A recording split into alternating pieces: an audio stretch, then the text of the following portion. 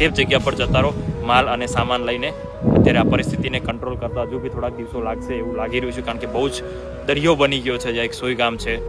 નમસ્કાર મિત્રો, હું અત્યારે છું અશોક બનાસકાંઠા અને અત્યારે ઊભો છું એક્ઝેક્ટ સોય ગામ। અને જે અત્યારે વરસાદ આજે 3 દિવસથી અહીંયા બહુ બધો ભારે વરસાદ છે, 24 કલાક ઉપર થઈ ગયા છે, લાઇટ અહીંયા નથી અને ખરેખર અહીંયા ગામની પરિસ્થિતિ બહુ જ આજુબાજુના જેટલા બી વિસ્તારના ગામો છે ખરેખર બહુ જ હાલત ગંભીર છે। ખાવા માટે નથી અને લાઇટ નથી તો બહુ બધી ખેડૂતોને તકલીફ છે। આજુબાજુ પશુપાલન અને ધાંભલાઓ પડી ગયા, ઘણી ઝાડ પડી ગયા છે અને અત્યારે એક્ઝેક્ટ અહીંયા કામગીરી આપણી ગુજરાત ગવર્મેન્ટની જે બી સ્ટાફ મેમ્બરો છે બધા કામગીરીમાં અહીંયા જોડાઈ ગયા છે। જે SDRF અને NDRFની ટીમો છે એ તૈનાત છે આજુબાજુના વિસ્તારમાંથી અને ટોટલ વસ્તુ અહીંયા કામગીરી બચાવવા માટેની થઈ રહી છે।